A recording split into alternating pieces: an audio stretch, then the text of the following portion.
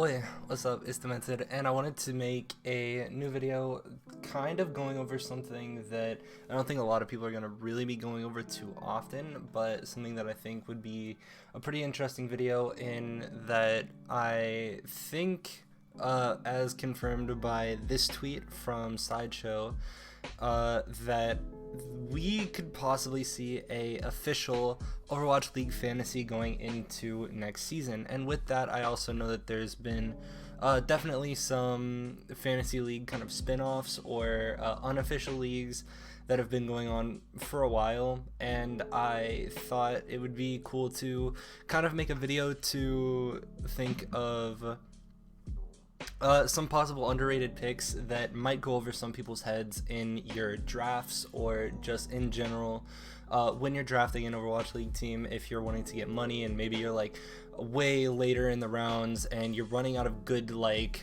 kind of no-brainer picks, so I'm gonna try to stick to mostly underrated people for the most part. If you're competing in something, especially for money, that's like fantasy, I'm assuming you're gonna know who kind of the top dogs are, and with this list I'm mostly going to try to make sure you can kind of get picks in the later rounds that are still going to bring you what in my opinion would be good points, consistent points, and overall just a lot of success. So with that, let's get into it. Also, real quickly, I wanted to bring up that I'm going to be doing these by separate category, and with that, I also want to suggest looking in the description for probably timestamps discussing each individual person and just going over them in general. So if you really need this list like really fast and don't want to skim, then you can just look down there and look at a quick little list. Okay, moving into our first pick, I think with the support category, it's only right that we kick it off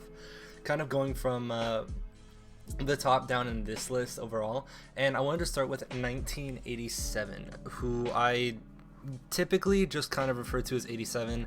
I really think that 87 has so much that not only they're going to prove, but so much that they can still build upon.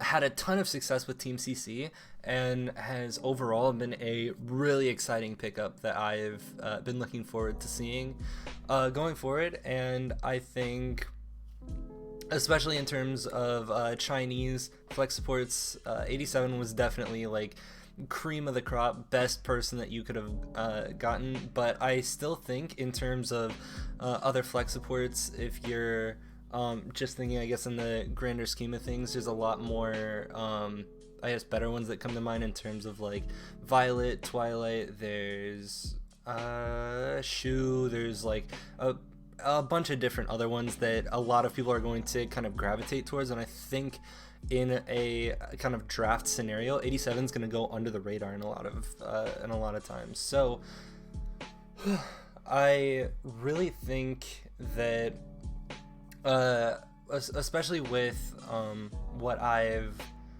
been told how fantasy works in terms of pretty much people get their points based on pretty much doing what their role is supposed to do, whether that's like tanking damage and like survivability on something like tank, or dealing damage and everything on tank, or healing for supports.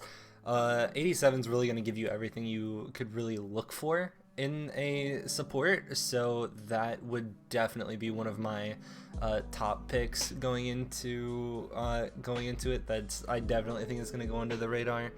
And moving on, I think Nisha is also another insanely underrated pickup. Not only for the hunters in general, but is definitely not going to be a main support that a lot of people are looking at going into the or into this next season, especially fantasy wise. But I can tell you from watching like endless VODs that, again, just like 87, Nisha is literally, like, in terms of Chinese main supports, I have found Nisha and Mizuki that are really standoutish to me. But I definitely think Nisha, who, if you're not aware, going back in VODs, used to go by Illusion, I think is someone who definitely you can kind of reliably put trust into. The only thing that I would really be, I guess, kind of curious about is where Nisha is going to lie if they re-sign Evil Toll. So I would watch out for that, but assuming Evil Tool doesn't get picked up again and stays on two-way, Nisha is going to be a really good, probably like pretty late in the draft to go pick. And speaking of not knowing if they're going to play, MCD on the Hangzhou Spark. Now, the reason I say this isn't because I don't think MCD is good enough to play. Personally, if I were in charge of Spark, I would never take MCD out of the lineup due to flexibility overall. But MCD is someone who has like insane potential, but with Spark, they kind of have they have 4 people in every position to the point where it would be very difficult for you to like kind of be 100% on whether someone's gonna play. So that would be my only main concern. But outside of that, I don't think there's like by any means MCD is a bad pick that's probably gonna go later in the draft. And I know I'm gonna reiterate that a lot. But going up next, I think this and the next one are gonna be a little bit interesting. Because with Anamo, if you watch the Nexus Cup that recently happened, that ended up having Shanghai winning, a lot of people were talking about how well Anamo performed, and I would tend to agree. I really think Anamo definitely stepped up a lot bigger than I thought Anamo would. I couldn't remember for the life of me anything that was like good about Anamo, but this Nexus Cup gave me so much confidence in Anamo as a player, and I think in terms of how many points you're going to get off of him, this guy is consistent, and even though the inconsistency of Soul overall is going to possibly play into a factor of how many wins Dynasty might get as a whole, I don't think that's going to be a very big drawback for Anamo individually. I think Anamo individually on each of the 4 days played well in general. So, excuse me, a absolutely stellar pickup that I think might, since he performed as well as he did in the Nexus Cup, might go pretty fast in terms of main supports. I could be wrong in that, but that's someone who I want to keep an eye on, keep tabs on, definitely. Next is Fielder. So this is someone who had a very interesting running in the Nexus Cup, because Fielder was someone who played, I believe, 1 map, if not 2, and performed very well. But the only thing that I think is a very red flag and X factor in Fielder being played is the playtime overall, because Fielder was not getting a lot of playtime. So before you invest an entire pick into Fielder, that's something I would definitely think about.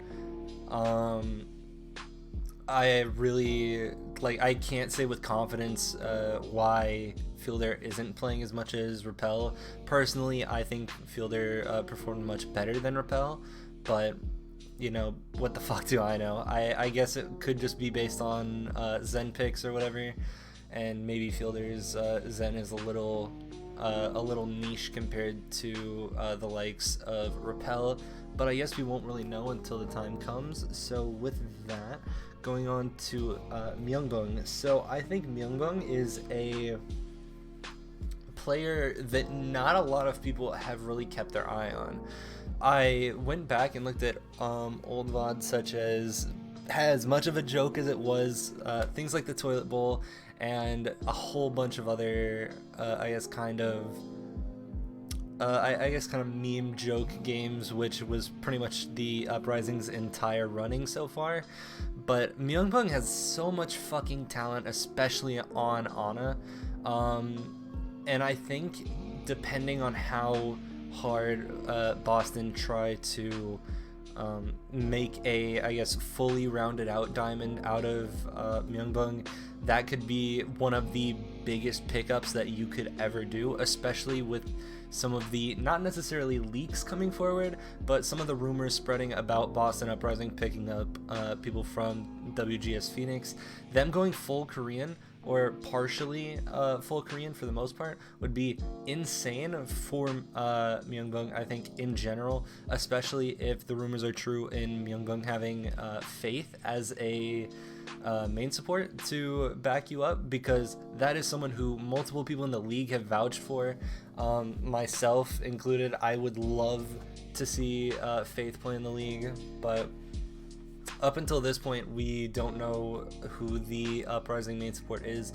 And also, I will make a note that this is being recorded a few days after the Valiant dropped their entire roster. So if anyone gets picked up from there, I have literally no idea. So if you're from the future, don't flame me.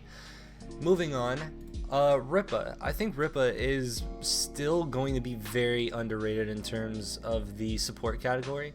But if you go back and you watch any VODs in general of Ripa playing, Ripa always seemed to perform, especially on things like Ana and Zen, no matter the circumstances, realistically. And I think as long, and I said this forever ago, but as long as Ripa keeps his attitude in check, I think they're fucking good to go. And Ripa would definitely be someone that a lot of these people I don't think are going to be people's initial pickups, or like their first in mind going into the later stages of a fantasy draft. And with that is going to complete the support category. So moving on into the next, I guess, kind of role, I wanted to go into tank, which I think is a very interesting role, because for most of the teams that you're going to see a lot of teams with kind of two tanks that you can kind of just look at them and tell whether they're going to be good or not as a, I guess, collective. So with that, I think there's a very fine line between tanks that are going to be underrated. So this is a kind of less contested role to be discussing, but I definitely would look into starting off with Gaga. Gaga is someone who played extremely well on Team CC. I think overall the Hunters roster is extremely underrated right now in terms of just the raw potential that they have. Who knows where their coaching is going to take that on top of it. So with Gaga, I think that's someone who is probably going to play a lot more over Amang, is going to in general be someone who is not looked up to by any means, but is not like looked down upon, and could potentially be kind of like a gatekeeper to like telling whether a main tank is able to perform better or worse, is based on how they perform as opposed to Gaga. So with that, I think that's a pick that's probably going to go like way later in the draft.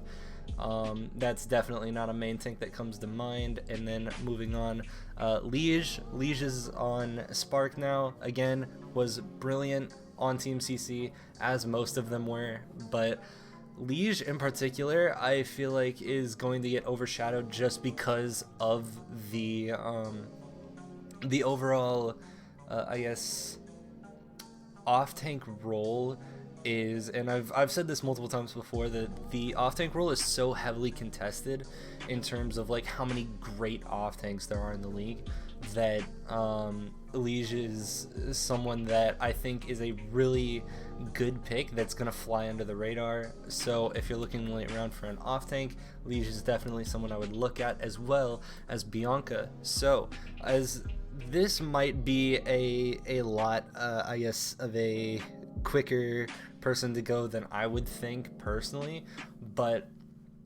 Bianca, from what we saw in the couple of matches that they played not too long ago, like, or not in the matches, in the I guess scrim VOD is what I was looking for, and I know that that's not a lot to go off of, but Bianca overall looked very, very solid, and I think with that and the, I guess, kind of combination between how well Bianca and Yakpong play together, I think there's so much potential in this tank line, as well as I actually think Yakpong could probably go on this list as well.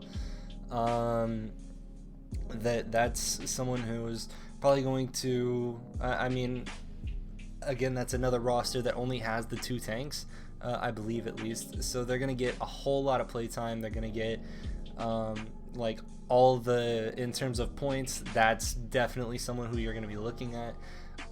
Going into the next 2, actually, from the Hangzhou Spark, looking at Takoyaki. Takoyaki was someone who single-handedly, in my opinion, made a name for themselves on Team Diamond, who I think that kind of speaks for itself, because if you talk about Takoyaki, there's a lot of people that are going to be like, yeah, I know who that is, they're a really good fucking player. But then if you're like, man, did you like see the roster moves that Team Diamond made? They're like, the fuck is that?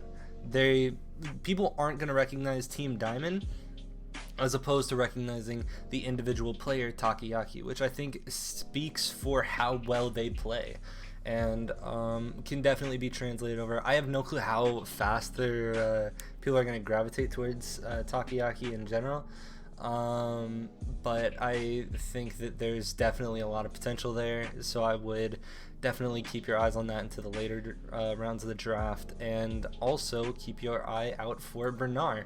So Bernar was someone who was on London Spitfire for the last season, but unfortunately that roster in general didn't go very well.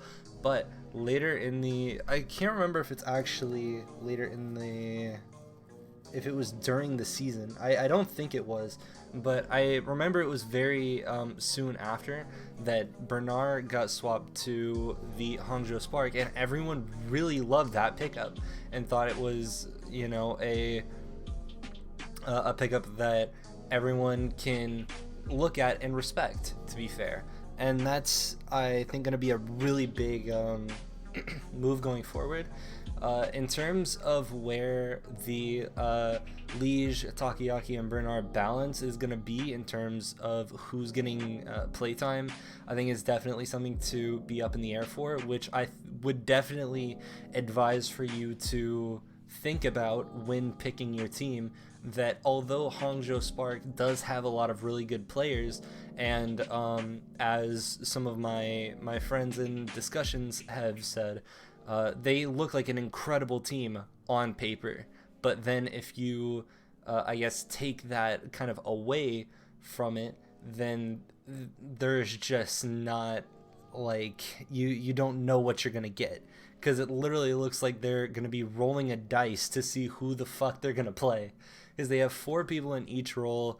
Some people that people just don't know where they're gonna fit into the roster, for example Somansu.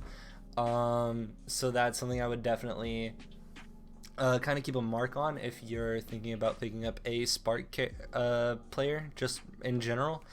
And I guess moving on from there, the last tank pick that I have is Hadi. So Hadi is someone who obviously was from British Hurricane, got elevated, but in terms of like main tank players that you think are going to perform, Hadi isn't someone that comes to mind. Hadi isn't an immediate, like, jumps out, oh, I gotta get Hadi on my fucking roster. It's like, you would think that if you're gonna pick up Hadi, that is like a someone who waited to get a main tank until the last couple rounds kind of decision, and I think those people are really gonna sleep on Hadi, and I think Hadi has potential to really make a name for himself this season especially. I have no clue how good the roster overall is going to do. I don't have a lot of confidence in the roster as a whole. But again, I think if you're thinking on the point side and you're thinking on the individual player aspect, Hadi and as well going back to Ripa were really good choices going forward. And I think that's gonna wrap up the tank session. Okay, so before I get into the DPS, I would like to kind of preface it with saying that this is a very highly contested role, obviously. If like for a lot of these teams, if you're going to have a 7th player, you're gonna put it into having a more flexible DPS line. So with that, there's going to be some names on here that might be wrong in how highly they're going to get contested, especially with my first one being Pelican. Pelican, I don't know how fast they're going to go in terms of a, I guess, kind of draft session, because Pelican was someone that we saw a lot of, I guess, kind of a lot of promise from. I don't remember when they played with the Rain. I can't remember if it was if there was like a specific match thing or whatever, but overall, Pelican has like shown up well. That's someone who you can look at and know that you're going to get a solid player from. So with that, I would say probably if you're going to look to pick up Pelican, I would probably say to do it more towards the I guess start of the middle of the draft, if that makes sense. Like that, this isn't someone who you're gonna like first round pick by any means, but this is someone who later in the draft is gonna be like, how the fuck has no one picked Pelican yet? And then he's gonna go like fucking nothing, and he's gonna get so many points this season. And I think in terms of playtime overall, there's no way Pelican isn't one of the top people of getting played. So moving on from that, BQB and Yaki for that matter. But let's start with BQB for now. BQB was someone who, again, with the duo of Yaki, didn't really get swapped out a lot at all for last season. So I think with the addition of Checkmate to this roster being Florida Mayhem, that I think BQB is still going to be the like solidified sniper, and Yaki is going to be the solidified flex DPS. I don't know what role Checkmate is going to fill. If I had to guess, I would probably say to cover double hit scan. But for the most part, like these two in general, and I don't want to keep grouping them, but I keep doing it on accident. I think BQB is definitely someone who you're going to get a lot of solid play from. In general, like has been a very solid player for a while. Just as long as you're not sleeping on BQB, I would probably say to I wish I did this the entire time, telling you like when I believe you should pick him up. But BQB, I would probably say to pick up more towards the middle to kind of towards the later in the draft, because I think this is someone that's definitely going to fly under the radar, but could definitely rack you up a lot of points. Same with Yaki for that matter. I think this is kind of going to be an all-for-one thing of having BQB and Yaki both go towards the middle to the end of the draft, but people that can either carry your team or like plateau to an extent, and take that as you will. But I overall think that these two are very solid pickups in a draft setting, as well as Naga. So Naga was someone who was on Obey, and excuse me, was someone who in general had a lot of peaks through playing on Obey, in terms of playing against BH a lot of the time and coming a very close second most of the time. Naga has always been someone who's not exactly been a hasn't exactly been a huge cut above the rest, but is someone who I think in terms of, if you look at flexibility, if you look at just raw mechanics and raw gameplay, that I think Naga is going to be definitely an outlier, especially on a team like Eternal, where you're going to be really reaching to probably catch some wins if you're a Paris Eternal fan. So with that, I would want to move on to Niced. So I still don't really have a clue if I'm saying that right, but I'm still going to say Niced regardless. And I think with Niced, I think that is a pretty good addition to the roster, being Toronto Defiant. So I think Toronto as a whole probably won't do too well, but Niced is someone who I think definitely has potential to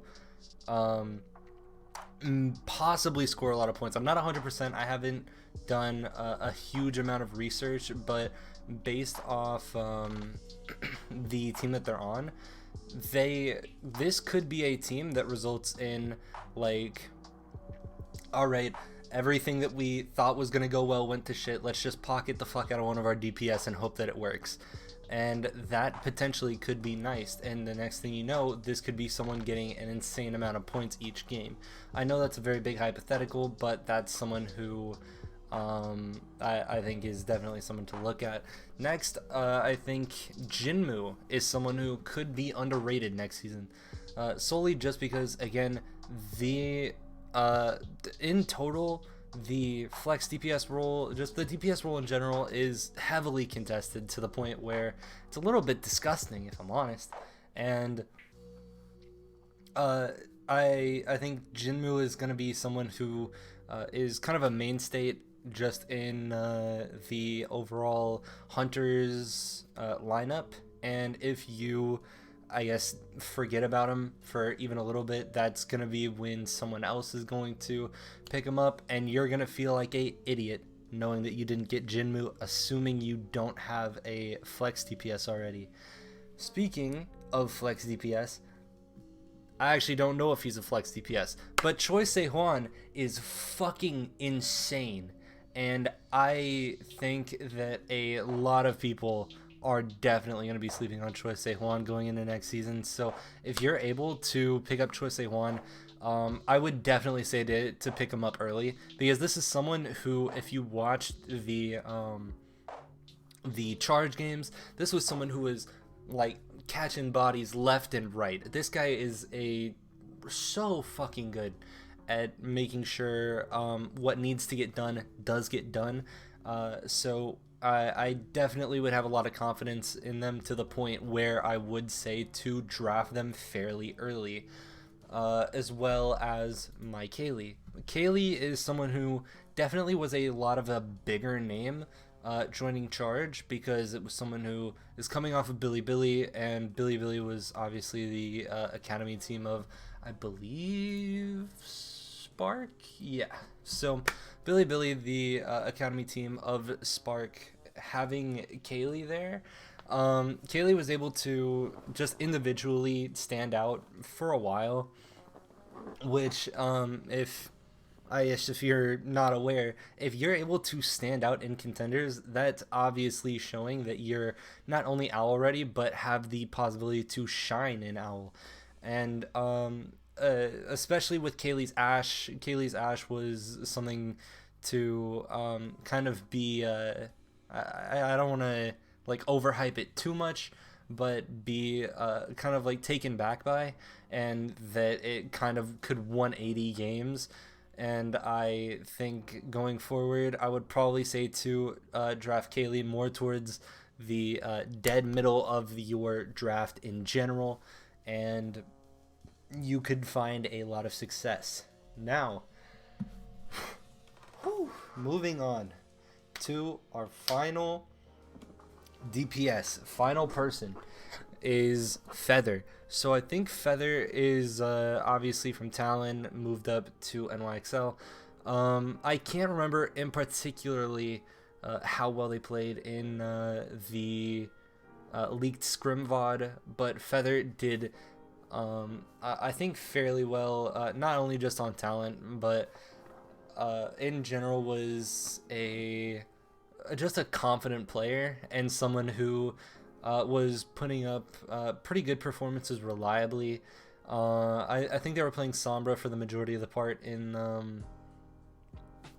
the League Scrim VOD, which I can't exactly remember if they were matched by anyone necessarily on Sombra, so I can't be like, I guess I can't really be confident in saying that, but Feather was able to do pretty good jobs in terms of team related like EMPs and stuff that I saw, and Friday just happened to grief it. But if you want someone who's definitely going to be getting a lot of final blows, a lot of damage, and overall bringing a lot of points to your team, Feather is one of the people to look at. Okay, so that is gonna do it for this video. I hope you learned something and that I especially was able to help your fantasy teams. Hopefully I help you win some money. If you I think if you're not interested in fantasy but still watching a video like this, I don't see any reason for you to not join it. It would be a really big help to the community, and it would also show Blizzard that obviously we give a shit, and I think moving forward that's going to be a really big thing. And just overall, I hope you I guess support the community.